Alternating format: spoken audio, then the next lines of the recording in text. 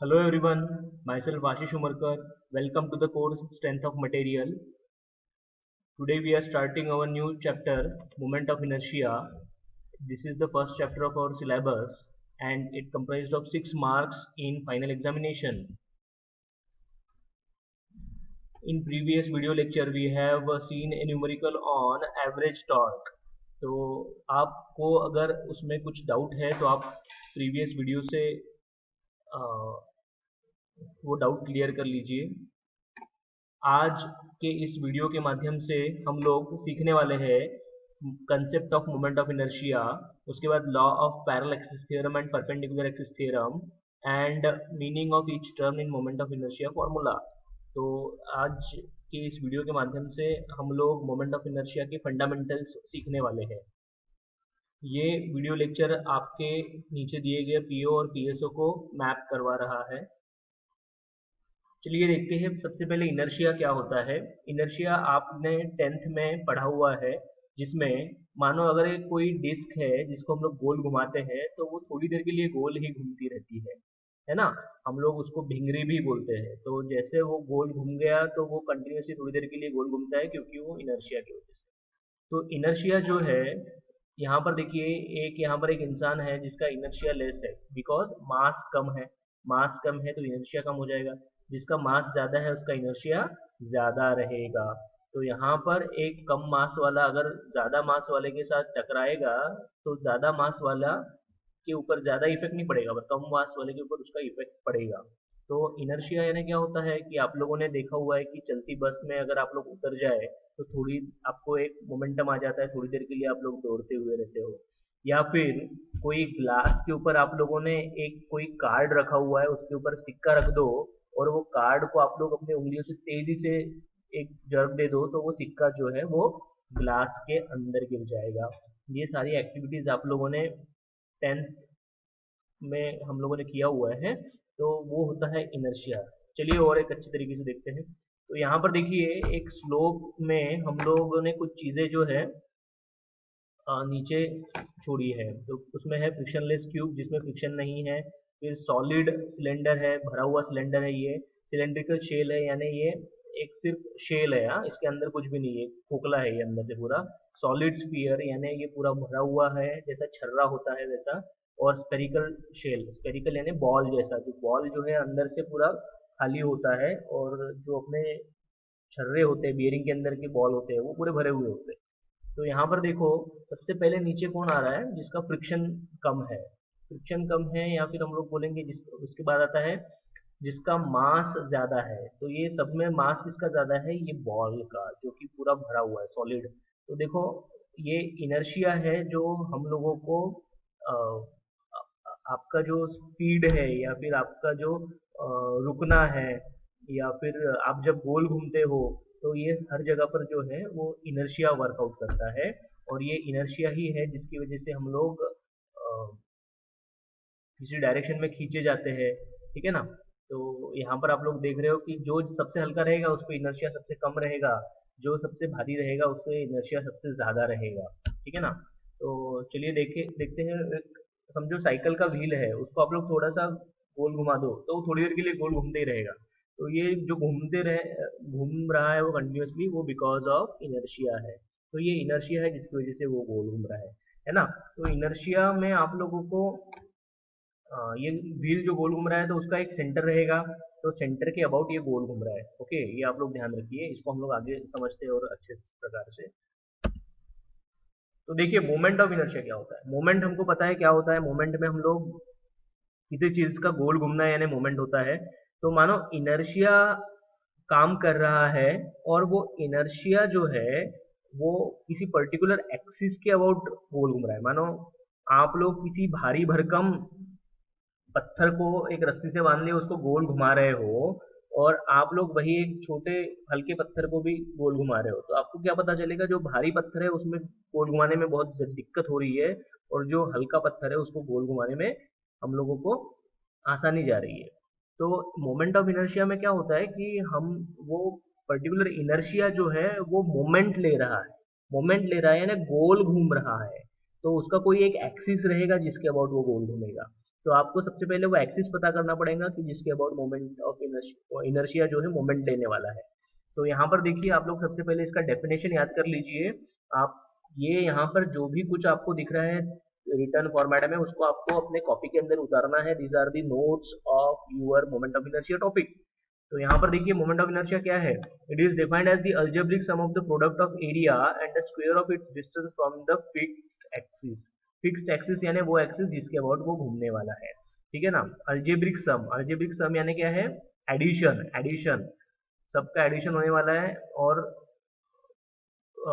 Some of product यानी क्या है, मल्टीप्लीकेशन। तो यहाँ पर देखिए एरिया और डिस्टेंस का प्रोडक्ट है, डिस्टेंस का स्क्वायर लेना है, area and the square of its distance.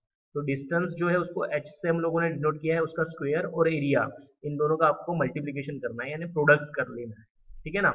और इसका ये ऐसे सारे आप लोगों को जितने भी एरियाज है और जितने भी डिस्टेंसेस है सभी का वो आपको प्रोडक्ट जो है उनका एडिशन करना है। इसको हम लोग अलजेब्रिक सम बोलेंगे। ए जो है एरिया है, एच जो है डिस्टेंस है। अभी मोमेंट ऑफ इनर्शिया है ना, उसका यूनिट क्या होता है देखिए, उसका यूनिट होता है mm⁴। अगर mm में आप लोगों ने वैल्यू डाली है तो उसका आंसर आएगा mm⁴ के अंदर, ठीक है। चलो यहाँ पर ये डायग्राम के माध्यम से हम लोग देखते हैं उसका डेफिनेशन क्या कह रहा था। समझो ये कोई पर्टिकुलर शेप है। अभी ये शेप आप लोग समझ नहीं पा रहे हो, ये सर्कल है, रेक्टेंगल है, ट्रायंगल है, क्या है। तो आप लोगों को ये एरिया, ये शेप का मोमेंट ऑफ इनर्शिया निकालना है। तो मोमेंट ऑफ इनर्शिया कैसे निकलेगा देखिए, सपोज कोई एक एक्सिस है O से लेके X, ये OX एक एक्सिस है समझो। अभी इसके लिए आप लोगों को मोमेंट ऑफ इनर्शिया निकालना है। तो आप लोगों ने क्या करना है कि ये जो पूरा जो शेप था उसको छोटे छोटे टुकड़ों में उसको बांट दो, छोटे छोटे टुकड़ों में इसको बांट दो। और वो छोटे छोटे टुकड़ों का एरिया आप लोग कैलकुलेट कर पाओगे। ये इसका ये शेप का एरिया आप लोग नहीं ले सकते क्योंकि आपको एरिया ऑफ सर्कल पता है, ये एरिया ऑफ रेक्टेंगल पता है, बट ये कौन सा शेप है, इसका एरिया कैसे निकालेंगे। तो हम लोग क्या करेंगे, वो एरिया को हम लोग बांट लेंगे और वो जो एरिया था वो एरिया का सेंटर पता कर लेंगे और वो सेंटर ये एक्सिस से कितना दूर है वो पता कर लेंगे। और अभी क्या है देखिए, हमारे पास एरिया आ जाएगा और एरिया आने के बाद डिस्टेंस भी पता चलेगा। तो एरिया इंटू डिस्टेंस का स्क्वायर, और ऐसा सभी एरिया इंटू सभी डिस्टेंस के स्क्वायर को हम लोग ऐड करवा देंगे, उसको हम लोग बोलेंगे मोमेंट ऑफ इनर्शिया, ठीक है ना। ऐसा ही अगर आपको मोमेंट ऑफ इनर्शिया निकालने के लिए बोला कोई ये दूसरी एक्सिस के लिए, ओ वाई एक्सिस के लिए, तो आपको वो पर्टिकुलर एरिया का सेंटर लेना पड़ेगा और ये एक्सिस से उसका डिस्टेंस लेना पड़ेगा। तो आप लोग डेफिनेशन समझिए कि it is a algebraic sum of product of area and square of distance, sum of algebraic sum of product of area and square of distance. तो इस प्रकार से आप लोगों को डेफिनेशन याद रखना है, बहुत ही महत्वपूर्ण डेफिनेशन है। आप लोगों को इसको याद करना है, अपने कॉपी के अंदर लिख लीजिए, डायग्राम भी निकाल लीजिए, वेरी इंपॉर्टेंट। नेक्स्ट देखिए पैरेलल एक्सिस थ्योरम। अभी पैरेलल एक्सिस थ्योरम में क्या होता है, आप लोगों को मोमेंट ऑफ इनर्शिया जो निकालना है, तो मोमेंट ऑफ इनर्शिया निकालने के लिए आपको पैरेलल एक्सिस थ्योरम बड़ा मदद करता है। तो यहाँ पर देखिए एक डायग्राम है, ये एक रेक्टेंगल है। तो सबसे पहले हम लोगों को अगर मोमेंट ऑफ इनर्शिया निकालना है तो हमारे पास दो एक्सिस है, एक ये हॉरिजॉन्टल एक्सिस और एक है वर्टिकल एक्सिस। हॉरिजॉन्टल के एक्सिस को हम लोग बोलते हैं हॉरिजॉन्टल सेंट्रोइडल एक्सिस, या इसको हम लोग और एक दूसरा नाम है एक्स एक्स एक्सिस। हॉरिजॉन्टल यानी एक्स एक्स हो गया ना, और वर्टिकल जो एक्सिस है उसको हम लोग बोलेंगे वर्टिकल सेंट्रोइडल एक्सिस, या फिर उसको बोलेंगे हम लोग वाई वाई एक्सिस, ठीक है ना। तो आप लोगों को कोई भी शेप है, वो रेक्टेंगुलर है, सर्कुलर है, ट्रायंगुलर है, तो उसमें आप लोगों को ये दो एक्सिस आप लोग उसको आराम से शो कर सकते हो। इसका सेंटर भी आप लोग शो कर सकते हो। सेंटर कहाँ पर रहेगा, जो भी इसका विड्थ है या फिर डेप्थ है उसके एकदम बीचों बीच आपको इसका सेंटर लेना पड़ेगा। तो सेंटर से जा रहा है इसलिए वो सेंट्रोइडल एक्सिस हो जाता है। तो ये सेंट्रोइडल हॉरिजॉन्टल एक्सिस, ये सेंट्रोइडल वर्टिकल एक्सिस। तो आप लोगों को ये ध्यान में रखना पड़ेगा कि एक जो शेप है उसके सेंटर से ये दो एक्सिस जाएंगे, हॉरिजॉन्टल और वर्टिकल। हॉरिजॉन्टल वाले को हम लोग एक्स एक्स भी बोलते हैं और वर्टिकल वालों को वाई वाई बोलते हैं, ठीक है ना। बट हम लोगों को प्रॉब्लम के अंदर उसने बोला है कि कोई एक ए बी लाइन है, ये ए बी लाइन जो है ये ना वर्टिकल है ना हॉरिजॉन्टल सेंट्रोइडल है, ये कहीं तो भी दूर है, इसके ये शेप के भी दूर है। बट हमको पता है कि वो जो शेप है उसका सेंटर से ये एक्सिस का हमको डिस्टेंस दिया हुआ है। सेंटर से ये जो शेप है रेक्टेंगुलर, उसके सेंटर से ये एक्सिस का डिस्टेंस कितना दिया हुआ है, कोई डिस्टेंस h करके हमको उसने दे दिया है। अभी हमको मोमेंट ऑफ इनर्शिया निकालने के लिए बोला है ए बी एक्सिस के लिए, तो वो कैसे निकालेंगे हम लोग। तो आपको देखिए क्या करना है, इसमें इसमें लगाना है आपको parallel axis theorem. Parallel axis theorem क्या होता है देखिए, तो सबसे पहले आपको क्या करना पड़ेगा, पैरेलल एक्सिस थ्योरम के अंदर आप लोगों को पहले मोमेंट ऑफ इनर्शिया निकालना पड़ेगा जो हॉरिजॉन्टल एक्सिस है उसके लिए, ठीक है ना। तो ये ए बी जो है वो हॉरिजॉन्टल लाइन दिख रही है हमको, बट ये सेंटर से नहीं जा रहा है। तो आपको ये पता है कि ए बी जो लाइन है वो किसको पैरेलल है, ये हॉरिजॉन्टल एक्सिस को पैरेलल है। तो आपको मोमेंट ऑफ इनर्शिया निकालना पड़ेगा पहले ये शेप का हॉरिजॉन्टल एक्सिस के लिए, सेंट्रोइडल एक्सिस के लिए। अभी हॉरिजॉन्टल जो एक्सिस है ये सेंट्रोइडल एक्सिस, इसके लिए मोमेंट ऑफ इनर्शिया निकालना आसान है, इसका डायरेक्ट फॉर्मूला है। फॉर्मूले हम लोग आगे देखने वाले हैं। तो आपको ये जो हॉरिजॉन्टल सेंट्रोइडल एक्सिस है इसके लिए डायरेक्ट फॉर्मूला अवेलेबल है, वैसे ही वर्टिकल वाले के लिए भी डायरेक्ट फॉर्मूला अवेलेबल है।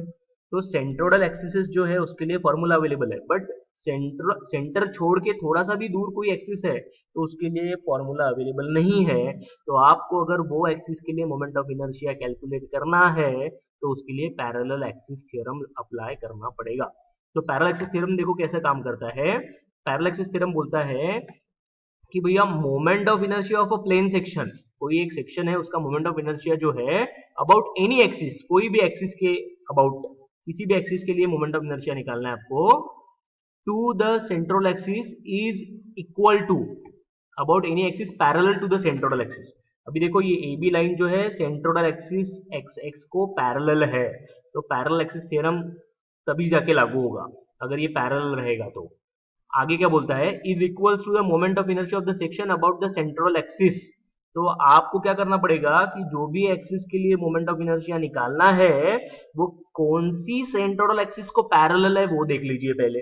तो यहाँ पर ये ए बी लाइन जो है किसको पैरेलल है, ये हॉरिजॉन्टल सेंट्रल एक्सिस के, या फिर एक्स एक्स एक्सिस को हम लोग बोलेंगे, ठीक है ना। तो इसको पैरेलल है। और आगे क्या बोलता है देखो, about the central axis plus the product of area of the section and the square of the distance between the two axes। तो आपको प्रोडक्ट प्लस पहले सबसे क्या करना पड़ेगा, ए बी लाइन किसको पैरेलल है, एक्स एक्स को, तो इसके लिए मोमेंट ऑफ इनर्शिया आपको निकालना पड़ेगा ये सेक्शन का। कैसे निकलेगा इसका फॉर्मूला अपने पास अवेलेबल है, आगे देखेंगे। तो आपको सबसे पहले क्या करना है, ए बी को पैरेलल कौन सा है, सेंट्रल एक्सिस, ये वाला एक्स एक्स, तो इसके लिए मोमेंट ऑफ इनर्शिया निकालो प्लस प्रोडक्ट, इसका मोमेंट ऑफ इनर्शिया निकालकर उसमें प्लस करना है क्या, प्रोडक्ट यानी मल्टीप्लीकेशन, किस चीज का, एरिया, एरिया और square of the distance between the two axis, यानी इसका एरिया और ये h जो है ना डिस्टेंस, इसका स्क्वायर। तो इसको देखो फॉर्मूले के माध्यम से हम लोग देखते हैं। मुझे मोमेंट ऑफ इनर्शिया निकालना था ए बी एक्सिस के लिए, तो ए बी एक्सिस के लिए मोमेंट ऑफ इनर्शिया अगर निकालना है वो कितना रहेगा, सबसे पहले आप लोगों को मोमेंट ऑफ इनर्शिया निकालना पड़ेगा about centroidal axis. Centroidal axis यानी क्या होता है, यहाँ पर एक्स एक्स एक्सिस रहेगा, ये एक्स एक्स को पैरेलल है ना, तो यहाँ पर एक्स एक्स एक्सिस रहेगा प्लस प्रोडक्ट, प्रोडक्ट यानी मल्टीप्लीकेशन, किसका किसका, area and square of distance between the axis, ये दोनों एक्सिस का डिस्टेंस जो है h और एरिया का प्रोडक्ट। तो इस प्रकार से ये पैरेलल एक्सिस थ्योरम हो जाता है। आप लोग ये पर्टिकुलर जो इक्वेशन है इसको ध्यान में रखिए, डायग्राम को ध्यान में रखिए, और वहां से ये स्टेटमेंट आप लोगों को बनाना है कि moment of inertia about any axis parallel to centroidal axis is equals to moment of inertia about centroidal axis plus product of area and square of distance between the two axis, है ना। इस प्रकार से ये आप लोगों को फॉर्मूले के माध्यम से इसका स्टेटमेंट याद करना है। यहाँ पर हर एक चीज का डिस्क्रिप्शन दिया है, ए जो है एरिया है, एच जो है distance between the two axis, कौन सी सेंट्रोइडल एक्सिस और ए बी लाइन, और उसके बाद moment of inertia of the axis A B, और लास्ट में आ जाता है moment of inertia about centroidal axis. Okay, next है perpendicular axis theorem. Perpendicular axis theorem, अभी देखिए पैरेलल एक्सिस थ्योरम में आपको क्या चाहिए था कि एक्सिस पैरेलल होनी चाहिए सेंट्रोइडल एक्सिस के साथ।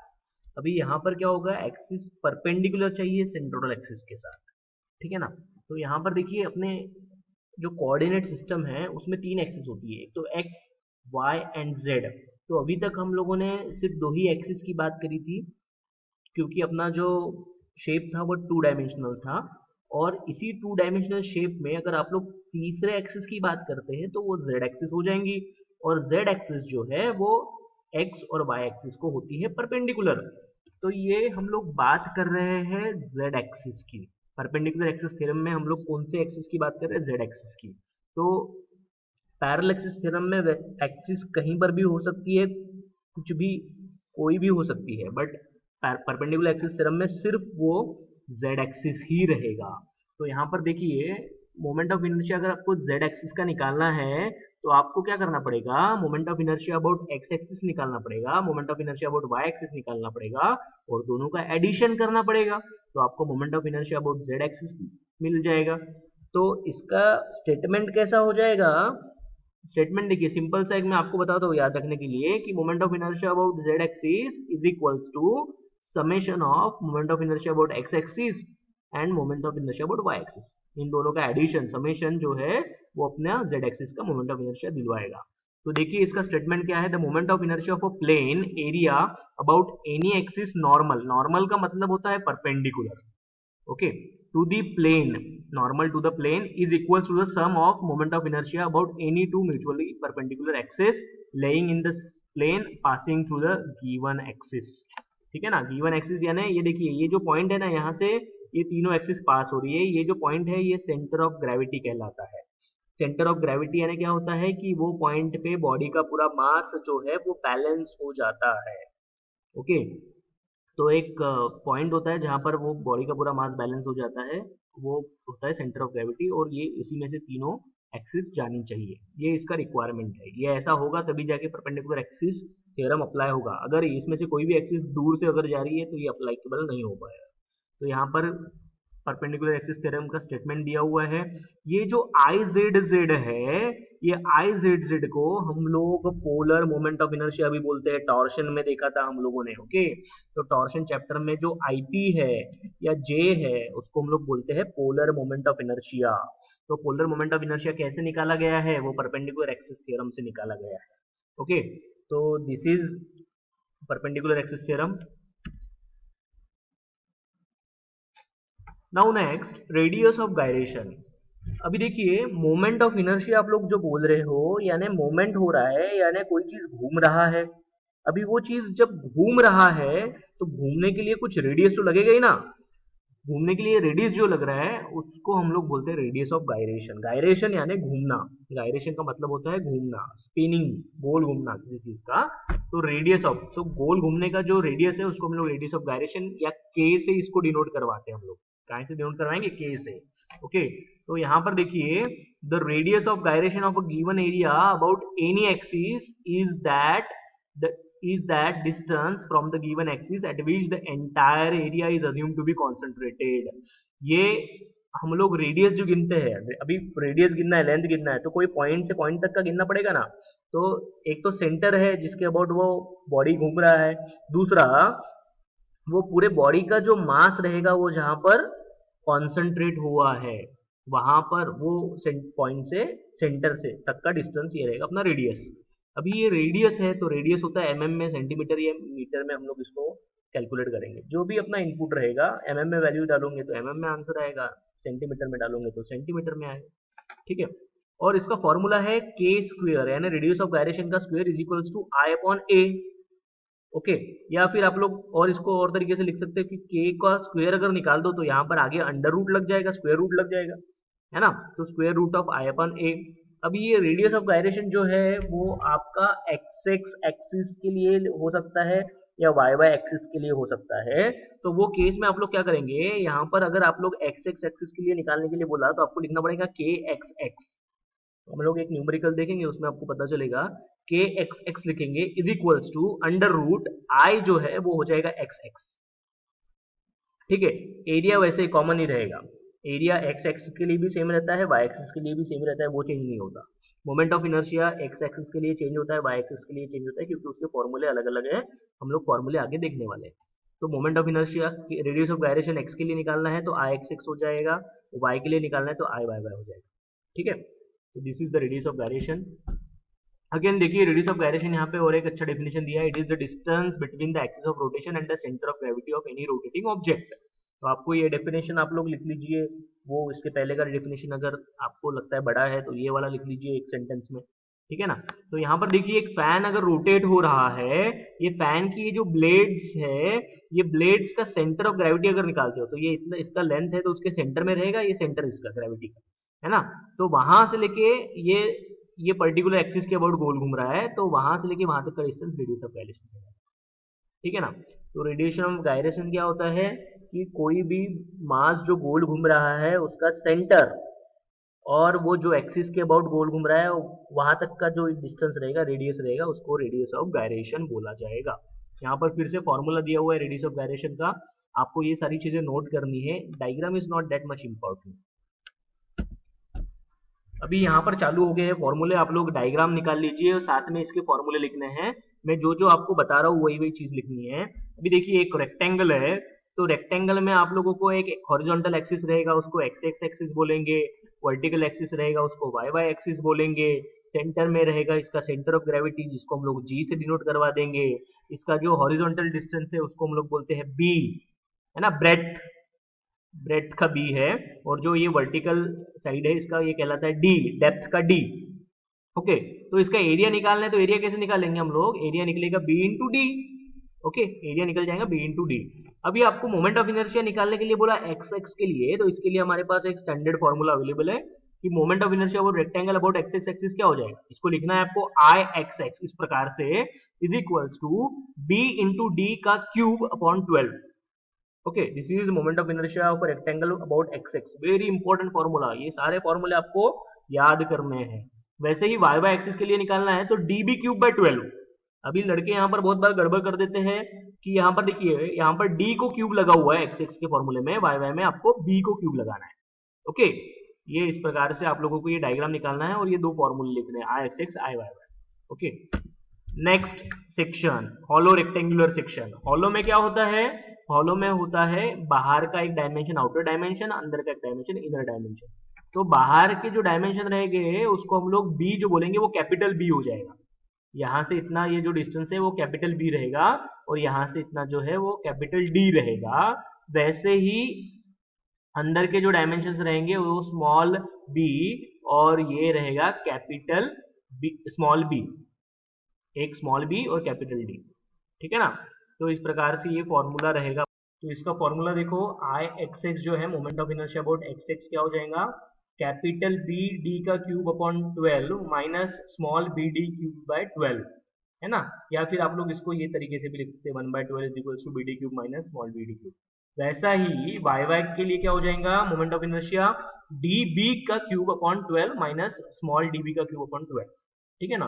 तो ये ध्यान में रखना आप लोग, बी और डी जो है वो एक आउटर वाले हैं और डायमेंशन, और स्मॉल बी और डी जो है इनर वाले हैं, और बाहर वाला जो रहेगा मोमेंट ऑफ इनर्शिया उसमें से अंदर वाला मोमेंट ऑफ इनर्शिया माइनस करना है, ठीक है ना। तो इस प्रकार से ये हॉलो रेक्टेंगल के लिए फॉर्मूला है, आपको ये फॉर्मूला नोट करना है, this is the formula, I X x के लिए फॉर्मूला, आई वाई वाई के लिए फॉर्मूला। उसके बाद आता है अपना ट्रायंगल। तो ट्रायंगुलर शेप में देखो आई एक्स एक्स ही आपको ध्यान में रखना है, वाई वाई इसका आपको ध्यान में नहीं रखना है, क्योंकि वाई वाई एक्सिस के अगेंस्ट जो है इसका शेप अलग अलग होते जाता है, अलग अलग ट्रायंगल के लिए फॉर्मूला चेंज हो जाता है।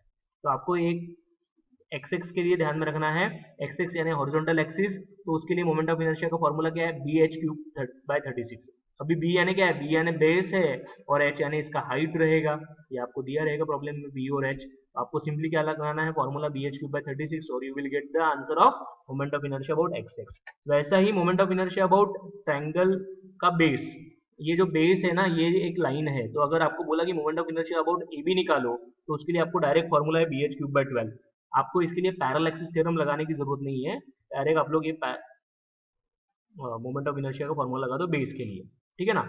ये जो ट्रायंगल है, वैसा ही अगर अपेक्स के लिए आपको पूछा गया, अपेक्स यानी क्या होता है, टॉप मोस्ट पॉइंट, तो ये टॉप मोस्ट पॉइंट से हम लोगों ने मानो कोई एक लाइन निकाल दिया पी क्यू और आपको पूछा कि भैया पी क्यू के लिए मोमेंट ऑफ इनर्शिया क्या है, तो उसके लिए भी आपके पास फॉर्मूला है बी एच क्यूब बाय 4। ये तीनों फॉर्मूले ध्यान में रखने हैं, ये तीनों फॉर्मूले पूछे जाते हैं, ठीक है। दूसरे कोई भी शेप के लिए ऐसे फॉर्मूले बने हुए नहीं है, आपको वो पैरेलल एक्सिस से सॉल्व करना पड़ेगा। सिर्फ एक्स एक्स के लिए बाकियों के फॉर्मूले हैं, तो आप लोगों को एक्स एक्स का फॉर्मूला आपको रेडीमेड मिल जाता है। बाकी अगर कोई लाइन के लिए मोमेंट ऑफ इनर्शिया निकालना है तो you have to apply parallel axis theorem. कैसे करना है हम लोग आगे न्यूमेरिकल में देखेंगे। उसके बाद सर्कल के लिए बड़ा ही आसान है। सर्कल में सिर्फ एक ही डायमेंशन होता है, डायमीटर। वैसा ही हॉलो सर्कल है तो उसमें दो डायमीटर रहेगा, internal diameter, external diameter. Circle में एक्स एक्स और वाई वाई एक्सिस निकाल दो, सेंटर आपको पता रहेगा, सेंटर ऑफ ग्रेविटी कहाँ पर है सर्कल का। और इसका मोमेंट ऑफ इनर्शिया का फॉर्मूला जो है एक्स एक्स के लिए भी सेम रहेगा, वाई वाई के लिए भी सेम रहेगा, that is pi by 64 D to the power 4। Okay, pi by 64 D to the power 4। तो यहाँ पर देखो, क्योंकि ये कोई भी डायरेक्शन से देखो एक जैसा ही दिखता है सर्कल, इसलिए ये फॉर्मूला कॉमन रहेगा। वैसे ही हॉलो के लिए क्या हो जाएगा, pi by 64 capital D to the power 4 minus pi by 64 small D to the power 4। तो आप लोग ये ध्यान में रखना, pi by 64 capital D 4 minus small D 4। तो this is the formula for I X X and I Y Y both, दोनों के लिए यही है। वैसा ही देखिए सेमी सर्कल के लिए फॉर्मूला याद रखना है, आई एक्सिस के लिए, आई वाई वाई के लिए। सेमी सर्कल यानी हाफ सर्कल, उसके लिए आई एक्सिस का फॉर्मूला है 0.11 आर टू दी पावर 4, और आई वाई वाई के लिए pi by 128 into D to the power 4 या फिर pi by 8 R to the power 4। ये दोनों में से कोई भी एक फॉर्मूला आप लोग ध्यान में रखिए, ठीक है ना। और एक चीज, खास चीज इसमें ध्यान में रखो कि ये जो सेमी सर्कल है उसका सेंटर ऑफ ग्रेविटी जो है, जहां पर जिसका मास पूरा बैलेंस हो जाता है, वो इसके ये जो बेस है, ये बेस कहलाता है इसका, एसी जो है वो बेस है, वहां से ये कितना ऊपर होता है, ये होता है 4r/3π। तो ये आप लोग डायग्राम निकालते वक्त ध्यान से लिखना कि बेस से सेमी सर्कल का सेंटर जो है 4r/3π डिस्टेंस ऊपर होता है। Next, quarter circle. Quarter circle देखो ये पूछा नहीं जाता पर इसका फॉर्मूला पूछा जा सकता है बस, तो आप लोग इसका ये फॉर्मूला याद रखिए। क्वार्टर सर्कल का आई X X I Y Y के लिए दोनों के लिए सेम फॉर्मूला है 0.05 आर टू दी पावर 4, ठीक है ना।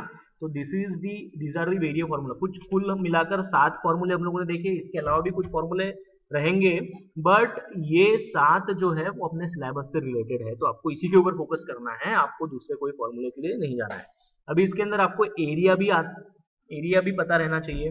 तो आपका एक टास्क है अभी कि आप लोगों को एक टेबल बनाना है जिसमें इसका एक ज्योमेट्रिकल शेप रहेगा, फिर उसका एरिया का फॉर्मूला रहेगा, फिर उसका आप लोगों को आई एक्स एक्स का फॉर्मूला लिखना है, फिर उसके बाद आई वाई वाई का फॉर्मूला लिखना है। ऐसे 4 कॉलम रहेंगे, ऐसा एक टेबल आपको बनाना है, ये आपके पास रहना चाहिए सभी के पास, ठीक है ना।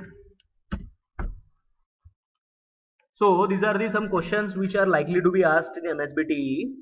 Parallel axis theorem, perpendicular axis theorem 100% आने वाली चीज है, वो आपको मुंह ज़बानी याद होनी चाहिए। देन रेडियस ऑफ गायरेशन आ सकता है, मोमेंट ऑफ इनर्शिया का फॉर्मूला आ सकता है, या कोई भी मोमेंट ऑफ इनर्शिया का डेफिनेशन पूछा जा सकता है, या कोई भी फॉर्मूला पूछ सकता है। रेक्टेंगल के लिए आई एक्स एक्स बताओ, वाई वाई बताओ, ट्रायंगल के लिए बताओ, तो वो आपको सब याद करने पड़ेंगे। दीज आर दी क्वेश्चंस, ठीक है ना। This is the unit outcome we have achieved in this particular topic, that is explain with sketches effect of change in moment of inertia in case of the given beam and column, ठीक है ना। हम लोगों को अभी ये beam and column का application आने का है, तो फिलहाल हम लोगों ने अभी सिर्फ मोमेंट ऑफ इनर्शिया देखा हुआ है अलग अलग शेप्स के लिए, ओके।